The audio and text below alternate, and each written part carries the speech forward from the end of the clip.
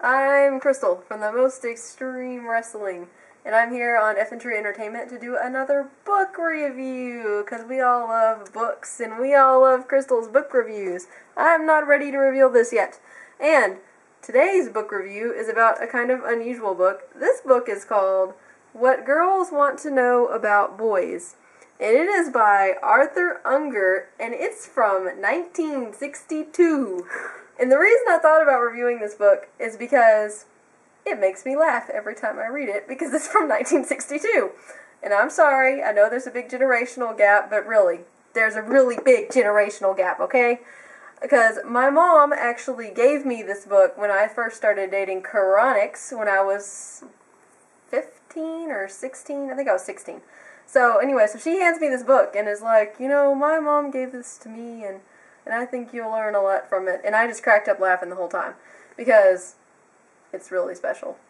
There is some stuff in there that is still true, because, I mean, you know, there's some universal truths to men and women that have gone on forever, so I'll give it that. But a lot of it is just hysterical. Let me give you, what we're going to do for this book review is I'm going to kind of go through and give you a few examples of the words of wisdom that this book has to provide. So first we want to know. Girls want to know. It sort of goes through questions like things that girls might want to know. Why are boys so concerned about their careers? I just don't get it.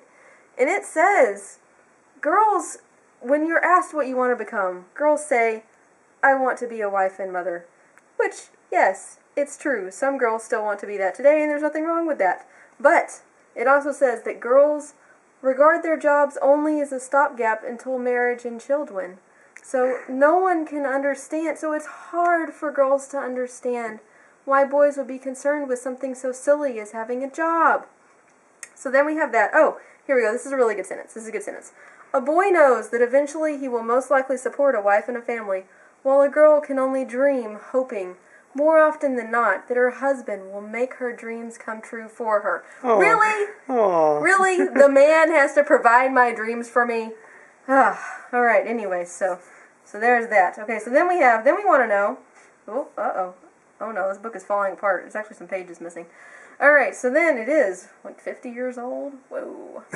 Anyways, so then it says, this is sort of a simple question, what will the boy think of me if I drink and smoke? The answer is, not okay.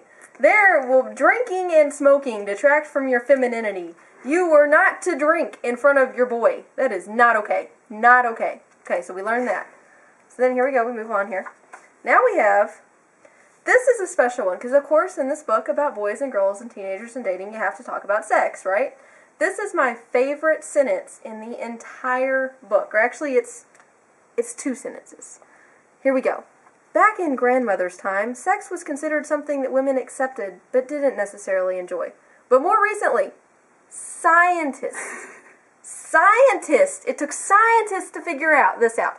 Scientists have come to realize that women as well as men enjoy sexual activity. Really? Oh my goodness. So they got a group of scientists in the lab, and they all figured out that women like sex too.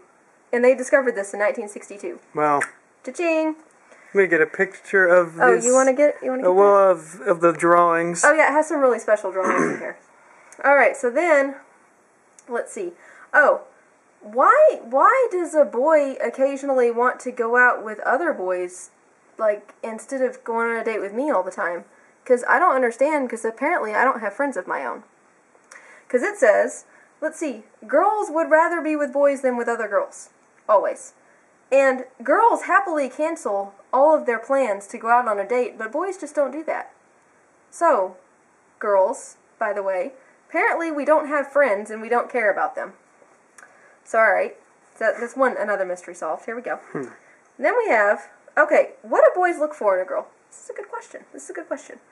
Most boys like girls who are soft-spoken and have a bandbox appearance. Now, I don't know what a bandbox appearance is. I was about to ask you that. I don't know. I was going to look it up, but I forgot. So I don't know what a bandbox appearance is, but you need to be soft-spoken. Definitely soft-spoken. Don't be on camera running your mouth about how stupid this book is. That is not okay. Not okay. Alright, so, soft-spoken, no drinking. But you are allowed to enjoy sex. It's okay. Alright. No. Now, how should I dress when I go on a date with a boy? This is important, right? And the answer is a freshly pressed skirt and a sparkling clean blouse. And you are not to wear pants, because both literally and figuratively, boys believe they should wear the pants. So there is no pants allowed. No pants. So then we have, alright, now, is it okay to go Dutch? Which, I do know what this one means. I think this is still a used expression, where the girl pays for her half. Mm-hmm. It is okay to go Dutch, but only once in a while, and if you are going to pay for your half, you must do so discreetly. You do not be obvious about this fact, and what you do is, you take your money and you give it to him before the date, so that when he goes up to the movie theater, he can pull all the money out of his pocket and pay for it like he did it. What? Yes. It says it right here in the book. Oh my gosh. You give it to him beforehand. Okay, so that's So good. not to embarrass him. No, you don't want to embarrass him by, paying your own way. Okay, and then this is a good question. Should I ask if I have a steady, you're going steady, so which means you're getting back in the day, that's when you're getting real serious. Like you're about to get married, okay? Like you were real serious with the steady here. Okay? Am I allowed to ask him about the girls he dated in the past? No, you are not to know anything about your boy's romantic history. Nothing. So, if he's got a STD or something, to remain a mystery. Trouble. Yep, you're not allowed to ask. It's not okay. Now, this one I just highlighted because I thought this was funny.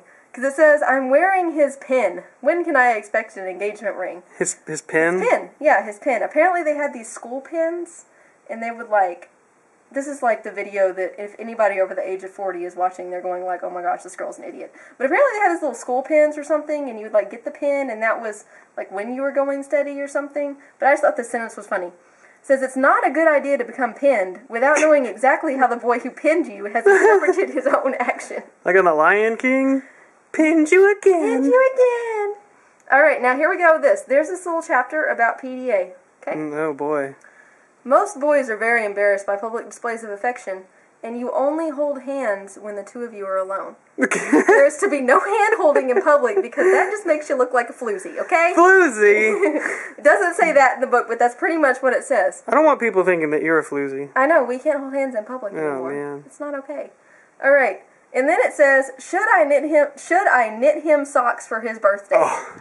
Yes, you should. So you get on them sock knitting, girls. Get on that sock knitting. Christmas is coming up soon. Christmas is coming up. All right, and that's basically the end. Except there's this. Where's that picture? Go back with it. Oh, it's an angry. It's like an angry dude in there. What, this one? No, before that. That one. Oh, it's when he tells you an off-color joke. Oh, you're not supposed to say. You just remain silent because telling him that he offended you would offend him. And we all know that we can't stand up for ourselves or anything. But remaining silent will make him feel sufficiently awkward. And then we have this really cool picture of a snake here on the chapter about STDs. I just thought that was funny. It's like a... They had STDs back then? Well, it's called a VD. Oh, venereal disease? Yeah. Huh. Yeah, so I just thought the snake picture was kind of funny. And then, that's pretty much all the insight that the book has to offer us. So, girls, I hope that we all learned what we wanted to know about boys in 1962.